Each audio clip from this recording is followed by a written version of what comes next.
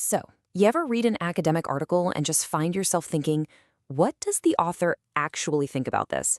I mean, they rarely just come out and say it, right? Well, today we're going to decode that mystery. We're talking about inferencing, which is the absolutely essential skill of reading between the lines to figure out an author's true stance. Let's jump right in. Here's the plan. First, we'll talk about why this skill is such a game changer for you at university. Then we'll define our terms so we're all on the same page. After that comes the fun part. We get to be detectives and find the author's signals. I'll give you a step-by-step guide, we'll go over some common mistakes, and by the end of all this, you'll have the tools you need to read like a true academic. All right, let's kick things off with the big question. Why does this all matter so much? Seriously, why is understanding inference one of the single most important skills you're going to develop for university? I want you to think of academic reading less like, reading a textbook, and more like you're a detective at a crime scene. The words on the page? That's just the first layer. Your real job is to find the hidden clues, the fingerprints, if you will, that reveal what the author is really thinking. Because here's the deal with university-level work. Your professors, they expect you to go way beyond just summarizing what you read. I mean, anyone can do that. They want you to analyze and to critique, and there's no way to do that if you don't understand the subtle arguments happening just beneath the surface. This is the key to moving from just reading the words to that deep, critical thinking that academic success is really built on. Okay, so if we're going to be good detectives, we need to know exactly what we're looking for. Let's get our key definitions straight. What exactly is inferencing, and what do we mean when we talk about an author's stance?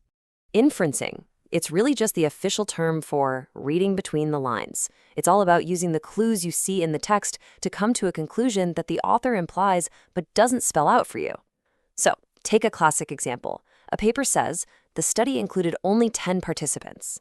Now, the author hasn't written, "This study is weak," but by highlighting that super tiny sample size, they're basically waving a big red flag. We can infer that this is a huge limitation. See, that's inferencing in action.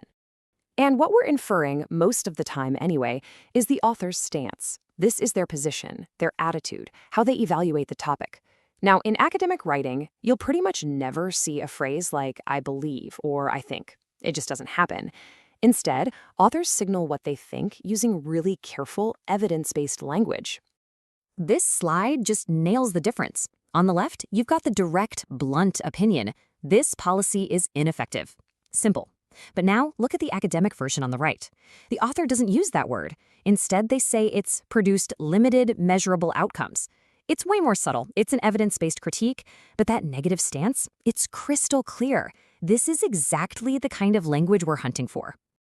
So, the big question is, how do we spot these signals out in the wild?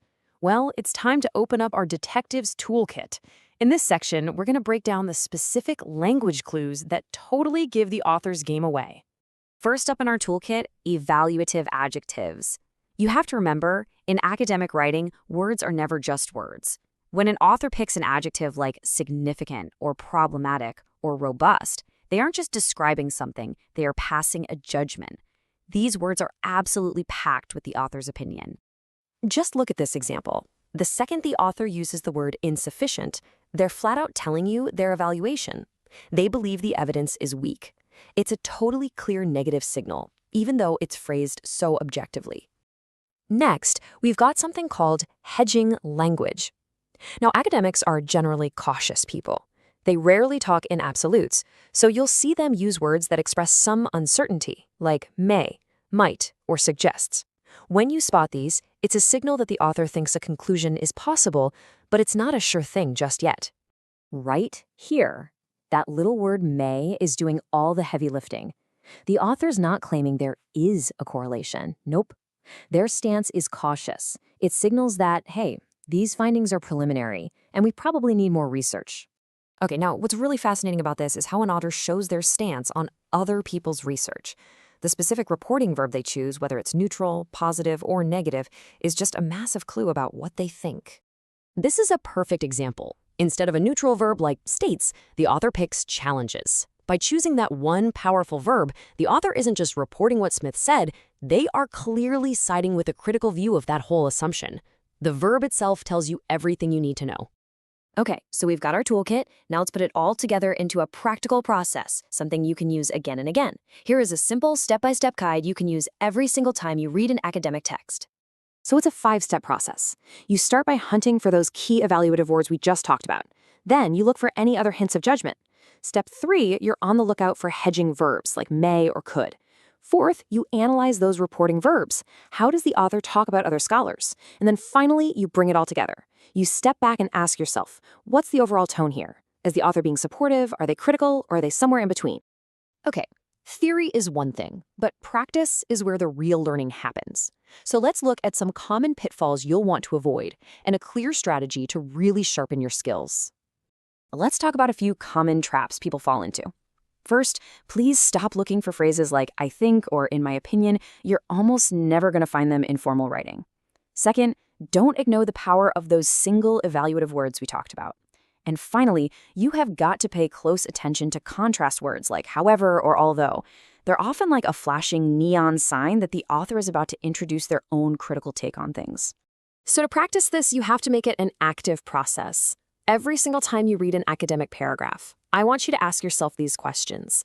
What's the main claim? Is the author for or against it? And what are the exact words that show me that? And then, this is the most important step, try to summarize their stance in one single sentence. I promise you that one exercise alone will dramatically improve your critical reading skills. All right, we're in our final section now. Let's bring it all home, because this is the ultimate goal, right? To go from being a passive reader to becoming an active analyst of academic arguments. Let's look at one last comparison, because it's so good. On the left, the theory is fundamentally flawed. It's direct, it's aggressive.